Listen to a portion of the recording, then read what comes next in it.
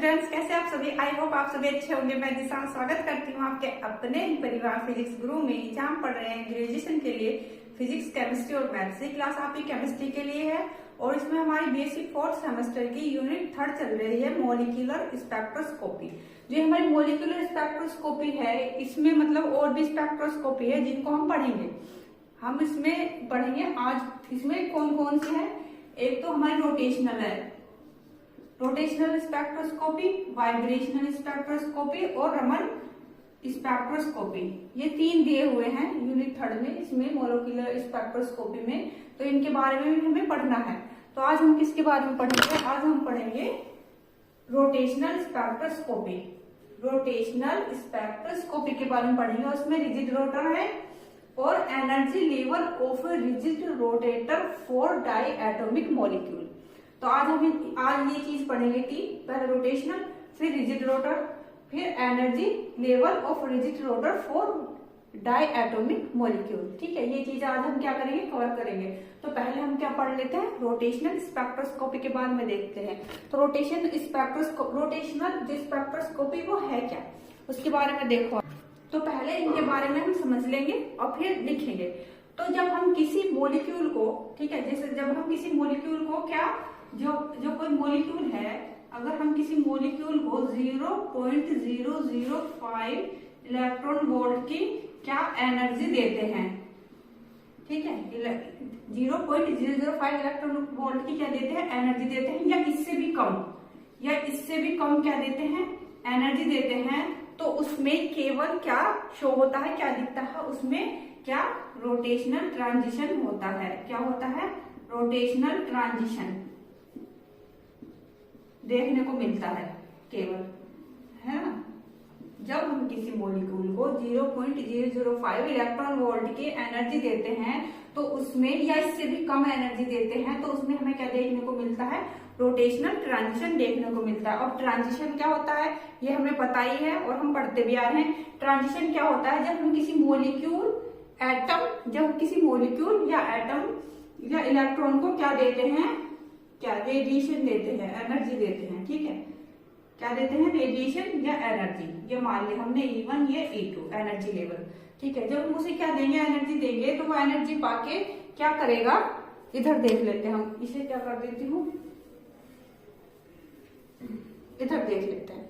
तो जब हम किसी इलेक्ट्रॉन, एटम, मॉलिक्यूल, किसी इनको क्या करते हैं, इसमें रेडिएशन देते हैं, तो क्या होता है, जो हमारा इलेक्ट्रॉन, एटम या मॉलिक्यूल है, वो क्या होता है, जब उसे एनर्जी मिलती है तो वो ज्यादा पावरफुल हो जाता है। तो वो एनर्जी लेकर के क्या हो जाता है, एक्साइटेड, और क्या चला जाता है, एक्साइटेड स्टेट में चला जाता है। क्या हो जाता है, हायर स्टेट में चला जाता है। जब ये हायर स्टेट में चला जाता है तो क्या कहते हैं इसे, जब वो एनर्जी एब्जॉर्ब करेगा तभी तो जाएगा। जब एनर्जी एब्जॉर्ब करेगा ये, तो क्या होगा, मॉलिक्यूल क्या होगा, हायर स्टेट में चला गया, एनर्जी एब्जॉर्ब करके तो गया। तो इसको क्या बोल देते हैं हम, एब्जॉर्प्शन स्पेक्ट्रा। अब ये थोड़ी देर के लिए यहाँ रुकेगा, फिर क्या करेगा, ये नीचे आ जाएगा। नीचे कब आ जाएगा, जब एनर्जी वो इमिट करेगा। ठीक है, जब ये फिर थोड़ी देर बाद क्या करेगा, एनर्जी इमिट करेगा, इसकी एनर्जी खत्म होने लगेगी, धीरे धीरे कम होने लगेगी। तो फिर क्या कर देगा, एनर्जी इमिट कर देगा। तो जब एनर्जी इमिट करेगा तो इसको क्या बोल देंगे हम, इमिशन स्पेक्ट्रा। ये हमें पता ही है, हमने पहले पढ़ लिया है और फिर भी कर लेते हैं। तो ये क्या हो गया, इमिशन स्पेक्ट्रा। तो ये क्या होता है, ये क्या होता है, ट्रांजिशन होता है हमारा। इसको क्या बोलते हैं हम, ट्रांजिशन। ये हमारा ट्रांजिशन होता है। इतना क्लियर हुआ है ना। जो हमारा ये रोटेशनल स्पेक्ट्रोस्कोपी है, ये इसके बारे में क्या चल रही है बात, इसके बारे में हम क्या कर रहे हैं, समझ रहे हैं। जब किसी मॉलिक्यूल को 0.005 इलेक्ट्रॉन वोल्ट की एनर्जी या इससे भी कम की एनर्जी दी जाती है, तो इसमें क्या होता है, एक रोटेशनल ट्रांजिशन होता है। ठीक है, और रोटेशन ट्रांजिशन कैसे होता है, ये ट्रांजिशन क्या होता है, ये ट्रांजिशन ऐसे होता है। जब मॉलिक्यूल को या एटम या इलेक्ट्रॉन को क्या दी जाती है, रेडिएशन, तो वो क्या करता है, एनर्जी एब्जॉर्ब करके क्या चला जाता है, हायर स्टेट में चला जाता है। जब एनर्जी एब्जॉर्ब करेगा तो उसको एब्जॉर्बेशन स्पेक्ट्रा बोलते हैं। थोड़ी देर बाद क्या करता है, वो एनर्जी इमिट करता है, और एनर्जी इमिट करके क्या आ जाता है, लोअर स्टेट में आ जाता है। इसको क्या बोलते हैं हम, इमिशन स्पेक्ट्रा। और ये पूरी प्रक्रिया क्या कहलाएगी हमारी, ट्रांजिशन, रोटेशन ट्रांजिशन। ये क्या होता है हमारा, ट्रांजिशन होता है। ठीक है, इतना आपको क्लियर हो गया होगा। अब आगे आगे इस रोटेशन ट्रांजिशन के कारण एक स्पेक्ट्रा बनेगा। ठीक है, क्या होगा, इस रोटेशन ट्रांजिशन के कारण, इस रोटेशनल ट्रांजिशन के कारण क्या होगा, एक स्पेक्ट्रा बनेगा। इस स्पेक्ट्रा को क्या बोलते हैं, इस स्पेक्ट्रा को हम बोलेंगे रोटेशनल स्पेक्ट्रा। क्या बोलेंगे हम इसे, रोटेशनल स्पेक्ट्रा, रोटेशनल स्पेक्ट्रा बोलेंगे। ठीक है, इस स्पेक्ट्रा में क्या बनेगा, एक स्पेक्ट्रा बनेगा। इस रोटेशनल ट्रांजिशन में क्या बनेगा, एक स्पेक्ट्रा बनेगा। और इस स्पेक्ट्रा को हम क्या बोलेंगे, रोटेशनल स्पेक्ट्रा या रोटेशनल स्पेक्ट्रम। और इस स्पेक्ट्रम को क्या, रोटेशनल स्पेक्ट्रोस्कोपी क्या करते हैं, बोलते हैं। ये इतना समझ में आ गया होगा। तो अब हम किसके बारे में पढ़ते हैं, रिजिड रोटेटर। रिजिड रोटेटर क्या होता है, अब इसके बारे में देख लेते हैं हम। तो रिजिड रोटेटर, अब हम पढ़ते हैं रिजिड रोटेटर। रिजिड रोटेटर, ये रिजिड रोटेटर क्या है, रिजिड मतलब जैसे आपको नेम से पता चल रहा है, रिजिड मतलब हार्ड। रिजिड मतलब क्या होता है, हार्ड। रिजिड हो गया मतलब हार्ड, जो चेंज ना हो सके, जिसे हम चेंज नहीं कर सकते। हार्ड मतलब जिसको हम चेंज नहीं कर सकते। रिजिड में हार्ड मतलब हम किसी को चेंज नहीं कर सकते।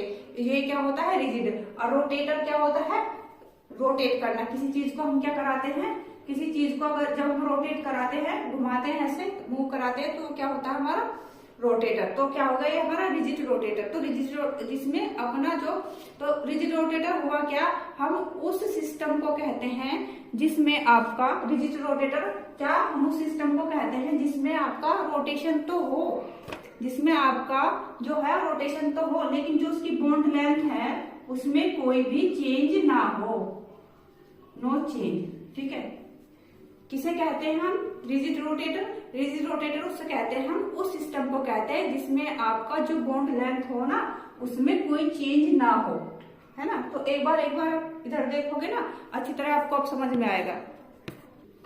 अब इधर देखो, जो रिजिड है उसके बारे में थोड़ा सा इधर देखो, जब समझ लेंगे।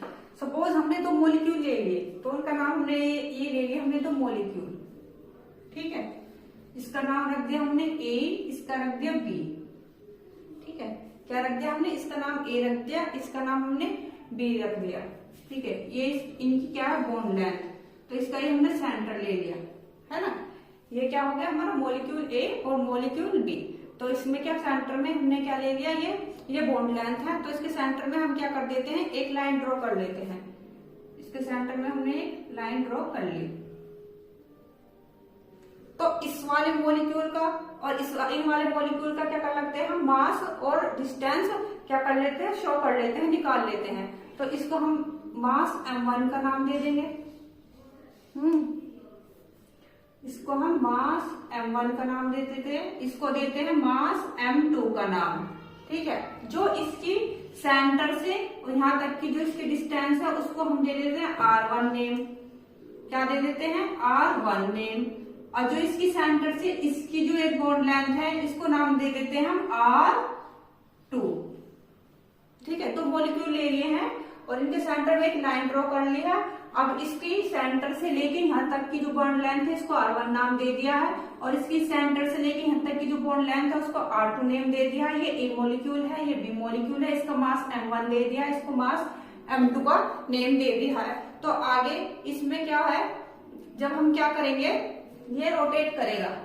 ये देखो, जब ये क्या करेगा, इसको, इसकी बॉन्ड लेंथ ये हो गई, बॉन्ड लेंथ है, इसमें क्या नहीं आएगा, चेंज नहीं आएगा। जब ये रोटेट करेगा, ठीक है, ऐसे ही जब ये रोटेट करेगा, ये ऐसे रोटेट करेगा, ऐसे रोटेट करेगा, तो इसकी किसी भी चीज में कोई चेंज आएगा, इसकी बॉन्ड लेंथ में चेंज थोड़ी आएगा। ये r1 है तो r1 ही रहेगी, ये r2 है तो r2 ही रहेगी। ठीक है, ऐसे रोटेट, अगर ये रोटेट कराओगे आप तो क्या होगा, इसकी बॉन्ड लेंथ में थोड़ी कोई चेंज आ रहा है। तो जब इसकी बॉन्ड लेंथ में चेंज नहीं आ रहा और रोटेट ये कर रहा है, तो बॉन्ड लेंथ में चेंज नहीं आ रहा, तो मीन ये रिजिड है। ठीक है, क्या है, रिजिडी तो है, जिसकी बॉन्ड लेंथ में कोई चेंज नहीं आता, वो क्या होता है, वो रिजिडी तो होता है।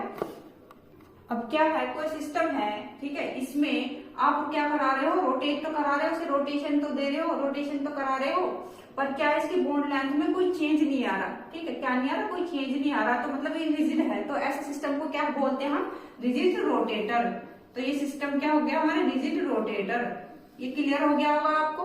मॉलिक्यूल ए ले लिया, बी ले लिया, इनको अलग अलग क्या नाम दे दिया, इसको मास M1 का नाम दे दिया, इसको मास 2 का दे दिया, इसे R1 दे दी, इसकी सेंटर से लेके इसकी डिस्टेंस इसके R2 दे दी। जब हम इसको रोटेट कराएंगे, ये रोटेट तो कर रहा है, पर इसकी जो बॉन्ड लेंथ है उसमें कोई चेंज नहीं आ रहा, ठीक है, तो चेंज नहीं आ रहा, क्या हुआ, ये रिजिड तो हुआ, हार्ड तो हुआ। जिसकी बॉन्ड लेंथ में कोई चेंज ना आए, इसको क्या बोलते हैं, रिजिड। और जो रोटेट करा रहे हैं, ये क्या हो गया हमारा रोटेटर। तो फुल इसके पूरे सिस्टम को क्या नाम दे दिया हमने, रिजिड रोटेटर। तो ये होता है हमारा रिजिड रोटेटर। तो हमारा रोटेशनल स्पेक्ट्रोस्कोपी होगा, रिजिड रोटेटर हो गया। और जो energy level of a rigid rotator for diatomic molecule, इसकी हमारी डेरिवेशन है, वो हम सब कर लेंगे। पहले हम क्या कर लेते हैं, इनके बारे में एक बार लिख लेते हैं, उसके बाद क्या करेंगे, हम इसे आगे समझ लेंगे, ठीक है। ये आपको क्लियर हो गया होगा। अब आगे हम क्या कर लेते हैं, लिख लेते हैं इसके बारे में।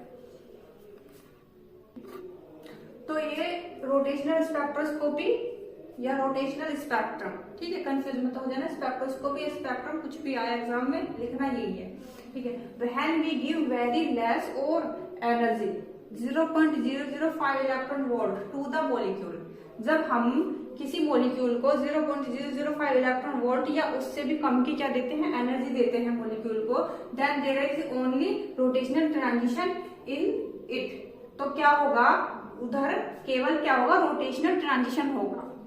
तो the spectra obtained from this rotational transition will be, जो हमारा इस रोटेशनल से जो हमें स्पेक्ट्रा प्राप्त होगा, इस रोटेशनल ट्रांजिशन में जो हमें स्पेक्ट्रा प्राप्त होगा, और उसको क्या बोलेंगे हम, रोटेशनल ट्रांजिशन जो होगा उसको क्या बोलेंगे हम, रोटेशनल स्पेक्ट्रा, ठीक है, क्या बोलेंगे, rotational spectra. And this spectroscopy is called rotational spectroscopy.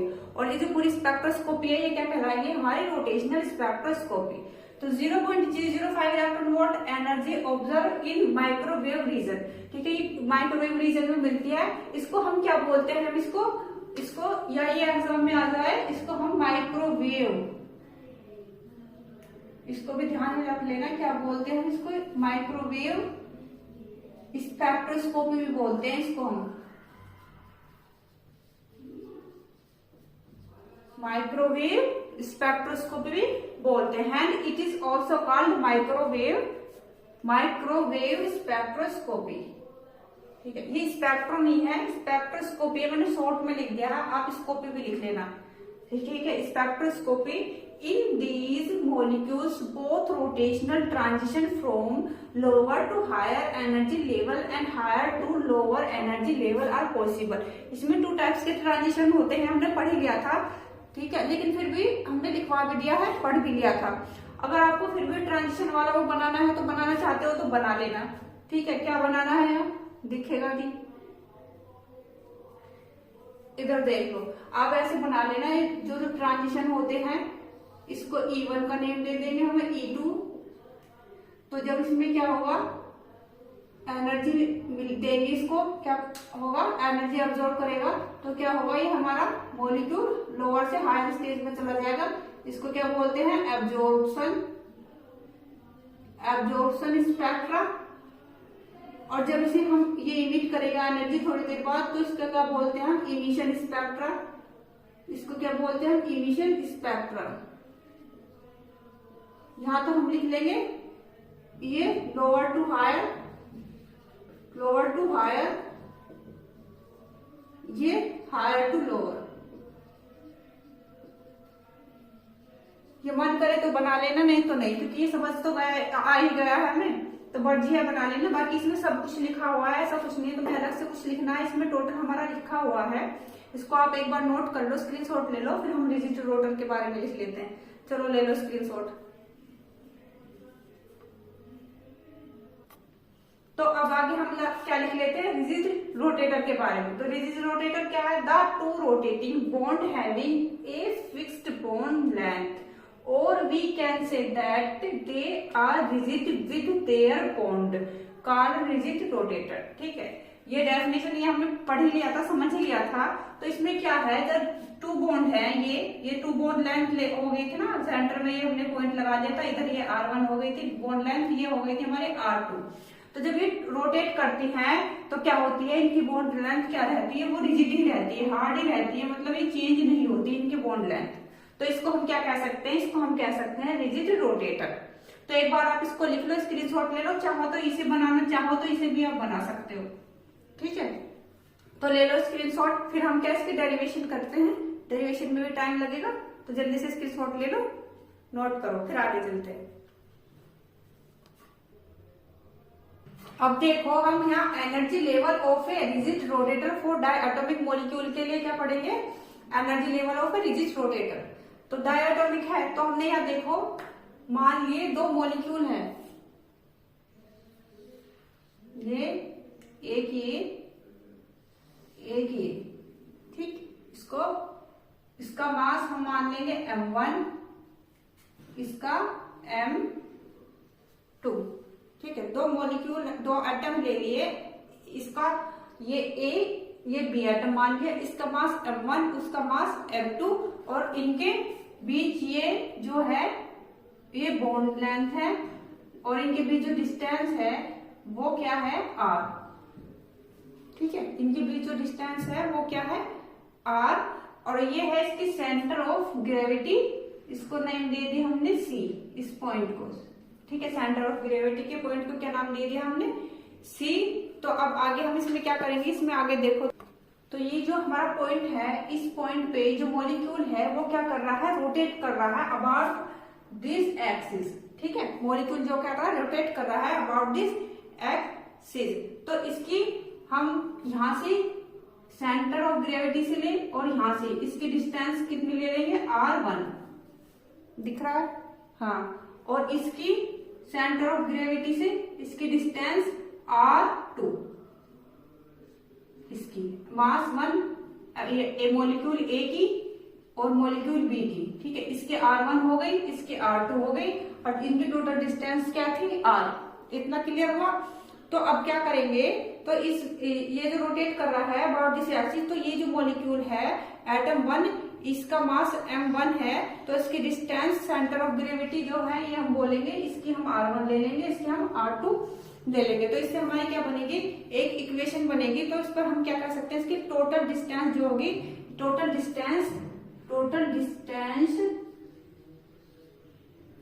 Distance होगी equal to R, total distance हमारी R ही तो है, टोटल डिस्टेंस हमारी R ही तो है, तो किसके इक्वल टू होगी, इक्वल टू हम ले लेंगे R1 प्लस R2, ठीक है। इसे हम दे देते हैं इक्वेशन फर्स्ट, इसको हम बोल देंगे इक्वेशन फर्स्ट। अब हम क्या करेंगे आगे अब हम यहाँ पर क्या करते हैं, मोमेंट ऑफ अब इसका हम क्या मास, सेकेंड इक्वेशन जो करते हैं, ये जो आ जाएगी हमारी सेंटर ऑफ ग्रेविटी के लिए, जो हमारी सेकेंड इक्वेशन आएगी वो क्या आएगी, सेंटर ऑफ ग्रेविटी के लिए। तो m1 ले लेंगे, सेंटर ऑफ ग्रेविटी के लिए m1 R1 स्क्वायर, किसके लिए है, यहाँ सेंटर ऑफ ग्रेविटी के लिए। तो हम क्या ले लेंगे, m1 R1 square plus m2 R2 square, इसको क्या दे देंगे हम, इक्वेशन सेकंड का क्या दे देंगे, नेम दे देंगे। आगे हम क्या करते हैं, मूवमेंट ऑफ इनर्शिया। अब हम यहाँ पर क्या देखते हैं, movement of inertia, movement of inertia, इसको हम डिनोट करते हैं इनर्शिया को I से, इसे डिनोट करते हैं I से। तो I इक्वल टू हो जाएगा हमारा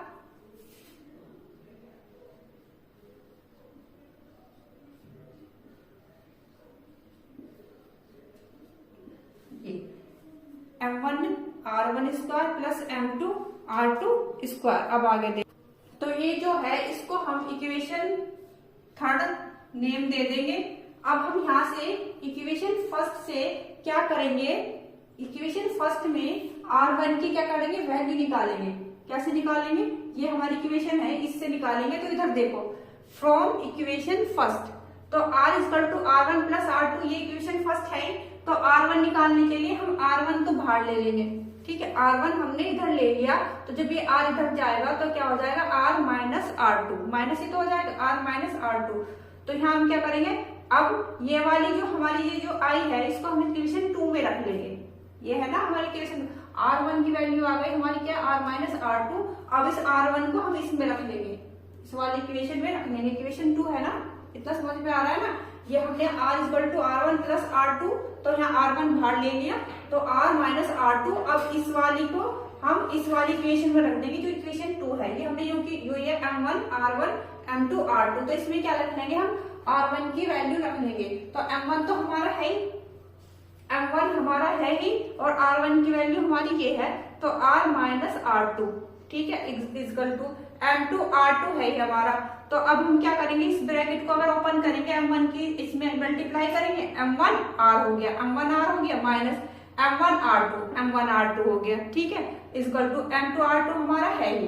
तो अब यहाँ क्या करेंगे, m1 r इक्वल टू इसे हम उधर ले जाएंगे। ठीक है, तो क्या हो जाएगा, m1 r2 प्लस में हो जाएगा, क्योंकि माइनस में है तो इक्वल टू के इधर जाएगा तो वो क्या हो जाएगा, प्लस में। तो m1 r2 plus m2 r2 हो गया। तो अब क्या होगा, m1 r इक्वल टू क्या हो जाएगा, m1 प्लस m2, और r2 हमने क्या कर लिया, कॉमन ले लिया, r2 हमने क्या ले लिया, बाहर ले लिया। तो यहाँ से हम क्या निकाल लेंगे, यहाँ से हम r2 की वैल्यू निकाल लेंगे इस इक्वेशन में। तो अब यहाँ क्या करते हैं, r2 इक्वल टू, ठीक है, जब r2 की वैल्यू निकालेंगे तो r2 इक्वल टू क्या हो जाएगा, m1 r, ये ऊपर आ जाएगा m1 r, और ये इसके बीच में आ जाएगा डिवाइडेशन में, m1 प्लस m2 क्या आ जाएगा, इसके नीचे आ जाएगा। और इसी तरह हम क्या, r1 की, इसके r2 की भी क्या कर लेंगे, वैल्यू निकाल लेंगे। इसी तरह जिस तरह हमने r1 की निकाली है ना, ऐसे हम r2 की भी निकाल लेंगे। ठीक है, अभी देखते हैं, एक बार इतना नोट करो, फिर आगे चलते हैं। इसे मैं मिटाऊंगी, उसके बाद हम क्या निकाल के देखेंगे, r2 की वैल्यू निकाल के देखेंगे। एक बार इसको नोट करो, स्क्रीनशॉट ले लो। तो अब हम जब यहाँ r2 की वैल्यू निकालेंगे, इसी तरह निकालेंगे जिस तरह हमने r1 की निकाली थी। ठीक है, r1 की निकाली थी ना, तो r2 की भी हम ऐसे ही निकालेंगे, सेम जैसे हमने r1 की निकाली थी। तो यहाँ सिमिलरली फ्रॉम इक्वेशन फर्स्ट, तो r equal to r1 plus r2 ले लिया। फिर हम क्या करेंगे, r2 निकालेंगे, वहां पहले r1 निकाला था, अब r2 निकालेंगे, तो r2 equal to r minus r1, same ऐसे ही निकलेगा जैसे हमने r1 निकाला था। तो ये m1 r1 m2 r2, ये इसमें क्या रख लेंगे हम, ये रख लेंगे r2 की वैल्यू, जो हमारी r2 की वैल्यू आई है उसमें r1 की रखी थी, और इसमें r2 की रख लेंगे, वो हमारी निकल गई ना हमारी, तो यहाँ रख लेंगे। तो क्या हो जाएगा, इस वाले m1 r1 equal to m2 r2 में रख लेंगे m1 r1 equal to m2, और r2 की जगह हम r2 की वैल्यू रख लेंगे ये वाली r माइनस r1। तो क्या हो जाएगा, m1 r1 equal to m2 r, इसका ब्रैकेट जब हम ओपन करेंगे तो क्या हो जाएगा हमारा, m2 r minus m2 r1। इतना तो क्लियर हो गया।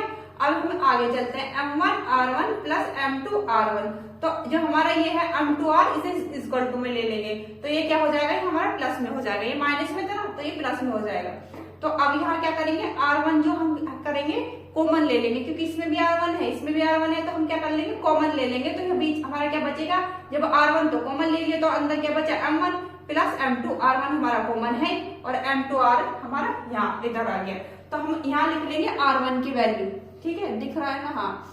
तो r1 की value equal to m2 r upon m1 plus m2। ठीक है, इतना नोट कर लो, स्क्रीनशॉट ले लो, वो भी साइड में आप भी लिख लेना, क्योंकि जब आप कभी करके देखोगे तो आपको समझ में तो आ जाएगा कि r1 और r2 की वैल्यू कैसे निकली थी। तो इसलिए ये मत सोचना, ही साइड में आप भी से रफ साइड में, डेरिवेशन के साइड में सीखे में ही लिख लेना। ठीक है, चलो एक बार स्क्रीनशॉट ले लो, फिर आगे चलते हैं। तो हमारी जो वैल्यू आई है r1 और r2 की, ये हमने साइड में लिख ली, यही वाली वैल्यू r2 r1 की उधर साइड में लिखी हुई है, क्योंकि ये वाली जो हमारी वैल्यू आई है वो हम इक्वेशन थर्ड में रखेंगे। ठीक है, तो क्या करेंगे, हाँ इक्वेशन थर्ड में क्या करेंगे, हम जो हमारी वैल्यू आई है r1 r2 वो हम रखेंगे। तो इक्वेशन थर्ड हमारी i इक्वल टू m1 है हमारा r1 स्क्वायर, r1 की क्या है m2 r, तो इसकी m2 स्क्वायर, क्योंकि स्क्वायर है ना, तो m2 स्क्वायर हो जाएगा, और इधर हो जाएगा ये r स्क्वायर प्लस जो हमारी R2 की है वो भी वैल्यू रखेंगे M2। R2 की क्या है हमारी M1 स्क्वायर R स्क्वायर, ठीक है यही तो है। और अपॉन में हमारे क्या है M1 प्लस M2, और यहाँ है हमारा इसमें भी M1 प्लस M2, इसका भी क्या आएगा स्क्वायर, क्योंकि स्क्वायर है ना तो स्क्वायर आएगा। अब तो यहां से आगे यहाँ लिख लेंगे हम, उसे तो इरेज ही कर दे। तो यहाँ देखो यहाँ M1 प्लस M2 स्क्वायर है, यहाँ भी M1 प्लस M2 स्क्वायर है, तो यहाँ हम लिख लेंगे M1 प्लस M2 स्क्वायर, दोनों है ना ये ले लिया। तो यहाँ M1 है और M2 हम क्या करेंगे कॉमन ले लेंगे, क्योंकि यहाँ भी है तो M1 और ये M2 क्या ले लिया हमने कॉमन ले लिया। तो अंदर क्या बचेगा, यहाँ बचेगा हमारा M2 स्क्वायर है तो एक कॉमन ले लिया तो एक M2 तो बचेगा, एक M2। अब यहाँ आगे आते हैं तो यहाँ क्या होगा M2 हमने कॉमन ले रखा है और एक M1 स्क्वायर है, तो यहाँ आ जाएगा हमारा प्लस एक M1 स्क्वायर। तो R2 यहाँ भी है R2 ले लेंगे हम भाग, ठीक है R स्क्वायर, ये R स्क्वायर, तो ये हमने ले लिया भाग। तो अब क्या होगा M1 प्लस M2 स्क्वायर और M2 प्लस M1, तो ये सेम ही तो है। तो ये इससे एक क्या हो जाएगा कैंसिल आउट, यहाँ equal to I equal to लिख लेना, तो हमारा क्या बचेगा I इक्वल टू जो वैल्यू बचेगी वो हम यहाँ लिख लेंगे। अब इससे आगे देखो इतना ही हो गया था I यानी इनर्शिया इक्वल टू, यहाँ हमारा ये बचेगा ना कैंसिल आउट होकर M1 M2 डिवाइडेशन में M1 प्लस M2 और ये R स्क्वायर है। तो I मोमेंट ऑफ इनर्शिया क्या होता है mu I equal to mu R square, क्या होता है inertia equal to mu R square. तो म्यू क्या है यहाँ पे mu equal to M1 M2 divide में M1 प्लस M2। तो म्यू क्या है यहाँ पे रिड्यूस्ड मास, क्या हो गया है म्यू क्या हो गया हमारा रिड्यूस्ड मास। अब हम यहाँ पर बात करते हैं, यहाँ पर अगर रोटेटिंग सिस्टम होगा, यहाँ पर अगर रोटेटिंग सिस्टम होगा तो एंगुलर मोमेंटम भी होगा। तो जब एंगुलर मोमेंटम होगा तो एंगुलर मोमेंटम, तो इसकी वैल्यू क्या होगी वैल्यू ऑफ एंगुलर मोमेंटम, इधर लिख लो, इसे इरेज कर दू। अब यहाँ लिख लो value of angular momentum, value of angular momentum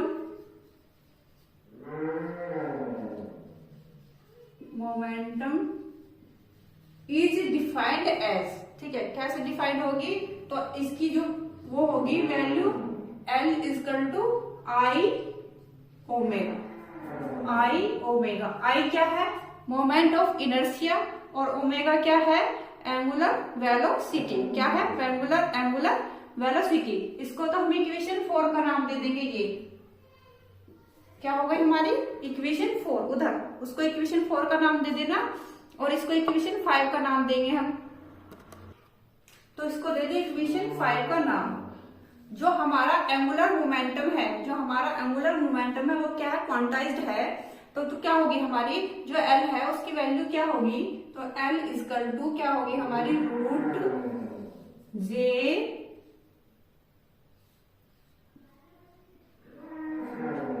H upon 2 पाई। इसको इक्वेशन 6 का क्या कर देंगे हम नेम दे देंगे, इक्वेशन 6 का नेम। तो आगे क्या होगा, आगे हम लिखेंगे energy of diatomic molecule. तो एनर्जी ऑफ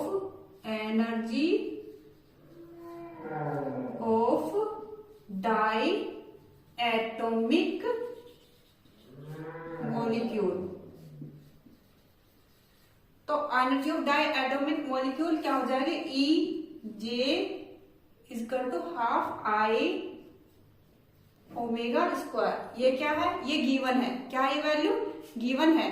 तो अब हम क्या करेंगे इसमें I से ऊपर मल्टीप्लाई और नीचे डिवाइडेशन और मल्टीप्लिकेशन दोनों कर देंगे, किससे I से इनर्शिया से, क्या ऊपर क्या करेंगे मल्टीप्लाई और नीचे भी क्या कर देंगे मल्टीप्लाई, I अपॉन I से ऊपर नीचे दोनों क्या कर देंगे मल्टीप्लाई कर देंगे। कैसे देखो यहाँ है हमारा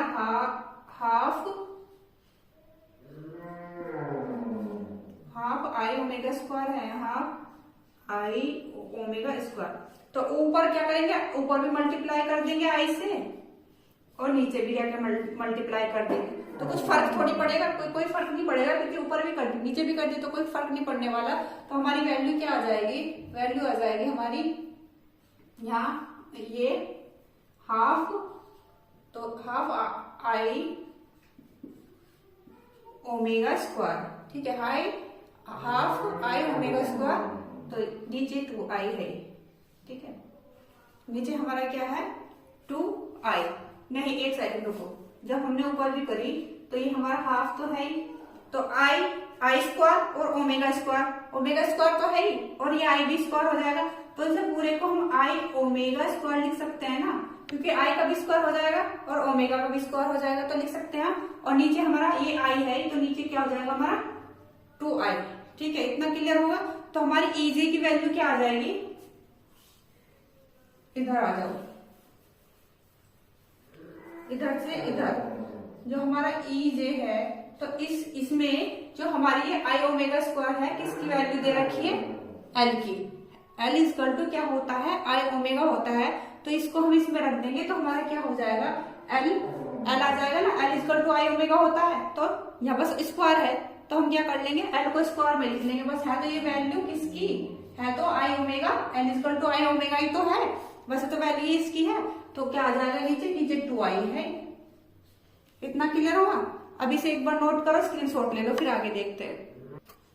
अब देखो आगे इसमें जो हमने ये एल कर लेना, अब एल की वैल्यू क्या है, यहाँ देखो एल की वैल्यू दे रखी है √j+1 h/2π दे रखी है ना।